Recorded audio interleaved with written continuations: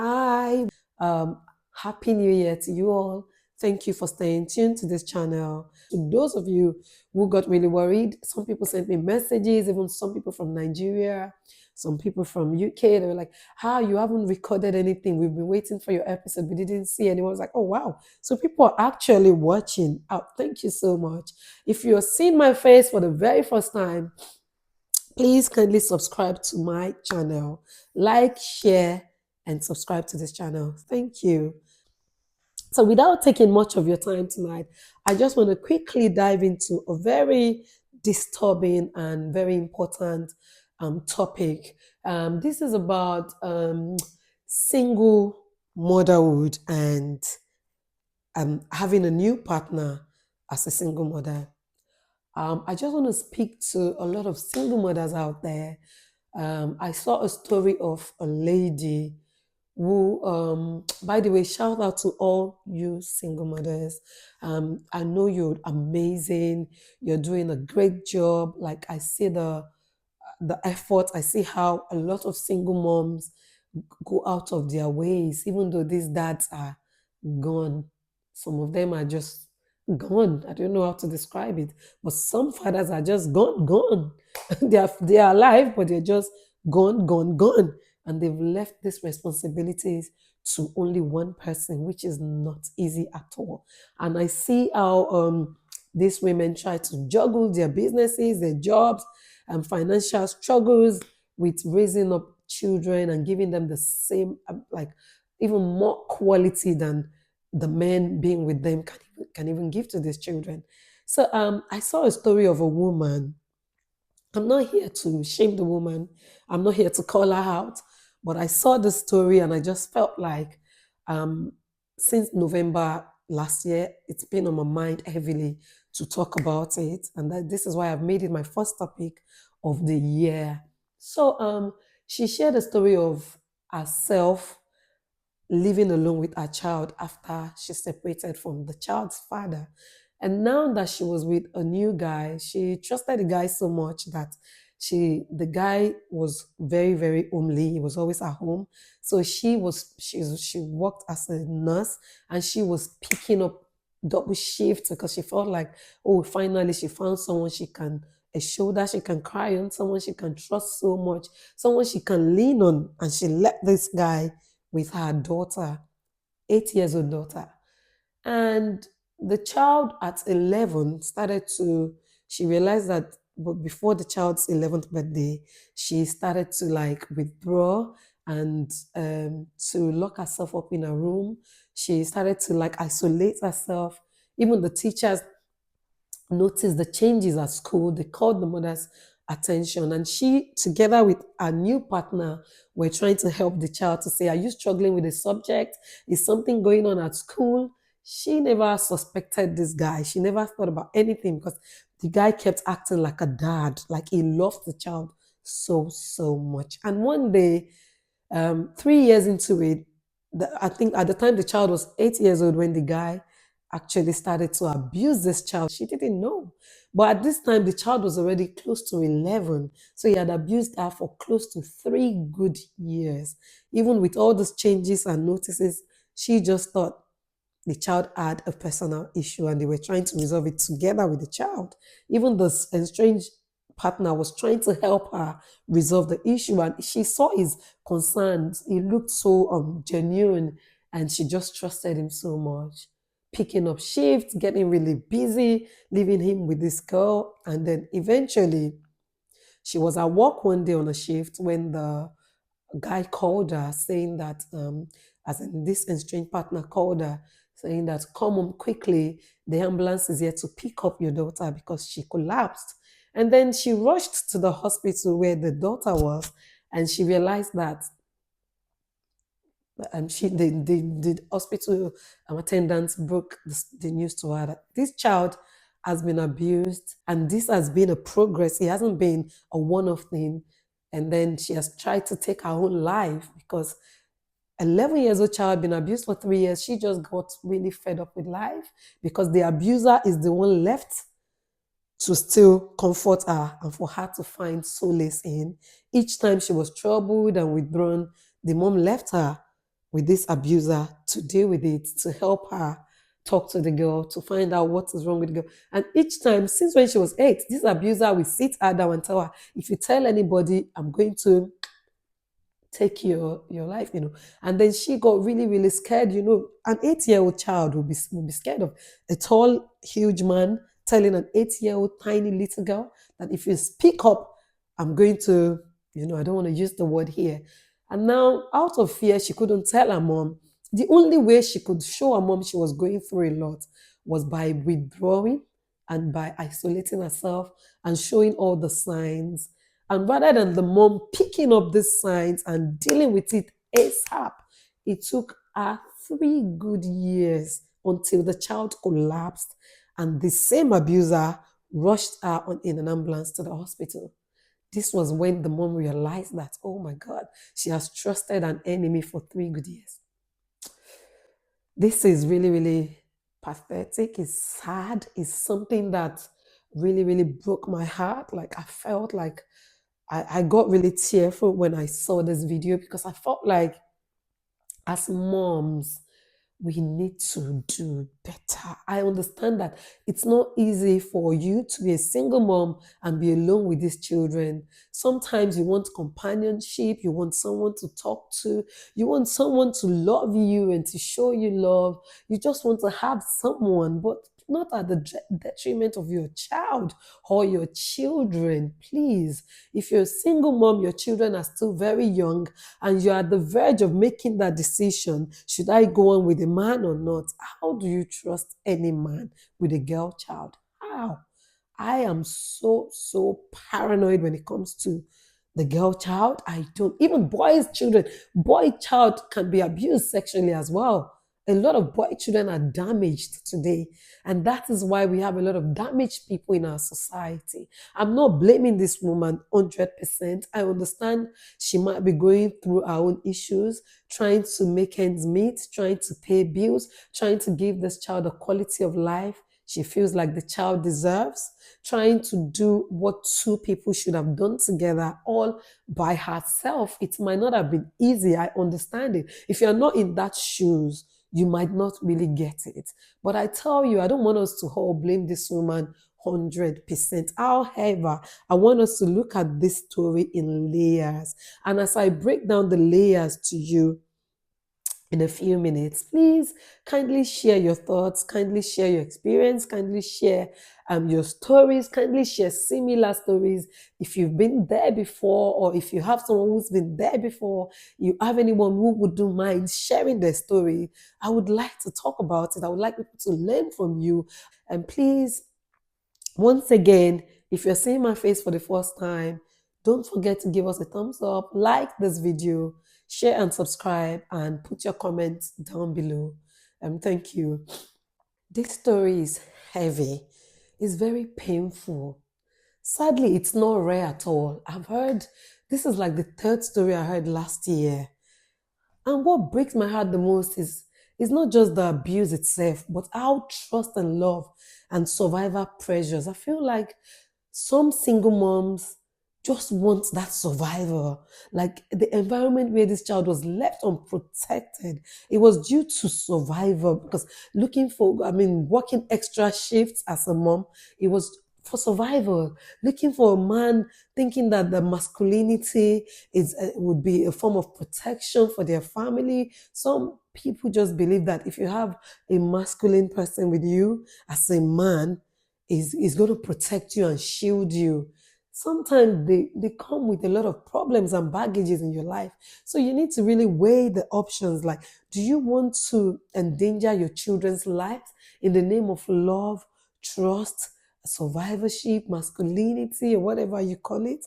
Or do you want to raise your children to that age where they can stand by themselves, to that point where they are no longer afraid, where they're like older, they're in their 16, 17, they're like 18 years old, they're proper adults, and they can say no, they can face these challenges and they can come out of it without being hurt at all. Rather than having these men around you when the children are still very little, thinking that you can ever make a strange man your child's father. I mean, this is not like stereotyping, and it's not even in 100%. Now, I'm not saying that's what it must be. There are some fantastic stepfathers out there, but the bad eggs have spoiled the good eggs. I would say, please be very vigilant, be very careful. Don't just trust anybody with your child, please. Even family members, I'm sorry to say, family members, yes, you have your cousins, your nephews, your nieces visiting. Be vigilant. People come along with all sort of spirits and ideas, all sort of thoughts in their mind, all sort of mental health cases, and you just bring them into your house and you see them playing with your daughters, with your children in a strange way. Teach your daughters to speak out. Teach them to shout. An uncle is lapping you on their thigh unnecessarily. My mom said nobody should speak up. Nobody should put you on their thighs. I mean, teach the child in a way that you're not exposing the child to what they don't know, but in a way you're educating them and you're making them see that, okay, these are your private parts. Nobody should play with it. No matter, not even daddy. Not even daddy. Nobody should. Not your brothers, not daddy, not cousins, not neighbors, not friends, not aunties, not even male or females. Don't be afraid to speak to your children about things like this. Speak to them. Let them open up to you. Be their friends. And when your child tells you, oh, uncle tried to tickle my armpit, don't scream. Don't scare the child. Because next time they're not going to tell you nothing. Just smile and be like, oh, uncle did that. But in a way, let her know that uncle shouldn't do that. Nobody should tickle a girl child's armpit. No, no, no, no, no. Nobody should even play with children and call them their wives, their girlfriends. I hate it when I see adults play with little children, girls, adult men, and they say, oh, that's my wife. Then they tickle their chest, their tiny chest, tickle, and the moms are laughing. I'm like, no, I don't joke like that. Don't bring such joke to girl children. It's very wrong. Let's be mindful of these things. Let's respect children the same way we respect adults. Respect their bodies. Respect boys or girls, respect their body, don't just touch their body parts the way you want. No, not even your children. Don't play like that. It's very wrong. So if you're a mom, don't be careless. I beg you, please. Protect your children's mental health. Protect their lives. Protect their sexuality. Protect everything about them. I can be so paranoid about things like this. Don't allow your child go through such. I beg of you. Just look at how this mother trusted. She trusted a man that she got married to him. I wouldn't say she has done anything wrong for trusting the man, for getting married to him. I mean, she was just human. She trusted that love meant safety. She trusted that providing financially meant she was doing the right thing for her daughter. Hence, while she was taking excess shift, having now the burden of two people on her shoulders alone. But sometimes when trust is misplaced, it can cost lives. We can't misplace trust. You have to take responsibility of who you trust. Her daughter was showing signs. She was withdrawing, according to this lady. She was going quiet. She got even noticed at school. But life was too busy. Work was too demanding. Bills had to be paid. And the very person who was meant to protect the child became the one harming the child. And it almost cost her life. Thank God that little girl didn't die. Even though she didn't die, something had died inside of her. It would take a lot of therapy and the grace of God for her to be back to normal. Let's look at this in different perspectives. The perspective of the child. Children don't always have the language to say, I'm being abused. Some children don't have the mind. They don't have the effrontery. They don't even know how to say it to make you understand. They speak through silence. They speak through withdrawal, fear, behavioral changes. When you miss those signs, the consequences can be devastating. That's exactly what has played in this situation. When your child is showing a sign, if your child keeps quiet a little bit, you need to check in a nice way. Don't scare them. Don't shout. Don't scream. This is not even about condemning the mother of this child who was trying to survive. Many single mothers are exhausted. They are overwhelmed. They are carrying burdens, everything all by themselves, all alone. It can be lonely. But this story should remind us that no job, no relationship, no love affair, no companionship is worth risking a child's safety. Think about it. Single parenthood and rushing into relationships. You need to weigh your options. This raises a very hard question. Should single parents be more cautious about introducing partners into their children's life? Do you think so? Put your comment below. Should children be allowed to grow to an age where they can speak, understand boundaries, and defend themselves before love sets into the mother's life again? Do you think the mom is being deprived if she's not in another relationship as quick as possible? Love should never come at the expense of a child's protection. That's my own thought. Love should not come at your child's protection, at the expense of your child's protection. No way. What about the biological father? Where is he? This is another uncomfortable question. It's a question and a topic for another day. Why was the mother left to raise the child all by herself? What role did the absence of the father play? What role did he play in creating vulnerability for these poor children? When fathers walk away, listen to me, you run away, fathers. When the burden becomes a one person's burden, the burden shifts to the mother completely, 100%. Sometimes the children pay the price. What about the abuser? Come closer. You, that man that think you can abuse children. It's a very hard question. What kind of man chooses to harm a child? A child, an 8-year-old child. What sort of a man are you? A beast. Is this about power and control? Is this even evil, or are you evil? Are you satanic? What sort of desire is that? What sickness is happening to your life that you think is a child you should be abusing? I don't get it. I don't get it. What sort of evil desire is that? This is not temptation, it's evil desire, and you must stop making excuses. Don't make excuses for these predators hiding behind marriage, religion, or good character. Please call them out. If you know anyone like that, call them out. These people must be punished. They must be accountable for what they've done. Whilst you're seeking help for your child, call these people out. If you are a parent, please listen to your children. Observe changes. Never prioritize a relationship over your child's safety. Even if that child's father has hurt you so much, don't put it on that child. Don't say, oh, your father hurt me so much, so whatever happens to you. Don't, please. If you're a single mother, take your time. Protect your home. Protect your children's body, their mind and soul, their spirit. Put them first. And as we wrap up, if you are watching this and sometimes something feels familiar, speak up. Silence protects abusers, not the children. If you think you're protecting your children by keeping quiet, you're protecting the abuser, and your child is going mentally down. They're shutting down mentally as they grow up. If you don't quickly engage them in conversation that would bring them out of this snare that the man has put them in. This is a call to action. Because of time, I'm just going to wrap up. This is a call to action. I feel really, really paranoid about this story. I want to hear from you. What are your thoughts? What do you think about this story? Have you any experience like this? Have you ever experienced something similar? Or do you know someone who has experienced this? What lessons do you think parents, especially single parents, should learn from this?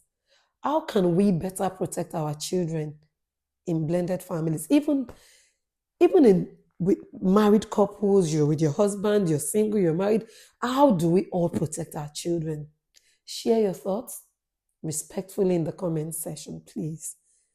This is not about blame. It's not about shaming anybody. It's about learning. It's about awareness. It's about awareness. It's about protecting our children. Let's keep having the conversation that matters. Please share your thoughts. I beg of you, and put your comment down below. Once again, like and subscribe to my channel. We would be talking about more serious and important topics as this year rolls out. And I pray that throughout this year, God will go before you and protect you and shield you and keep you and make every crooked path straight before you. He will go before you and fight your battles, stand in gap for you, provide for you. He would answer your prayers and he will come to your aid. He will heal your broken heart. He will heal your broken spirit. And I pray also for healing for that child. I pray that the child seek therapy, seek help, that the mother would be able to forgive herself and move on and help this child to get better in life. And I pray that she will call out this abuser. He will not go scot-free. He will get punished by the grace of God. Amen. Thank you all for watching. Love you. Bye.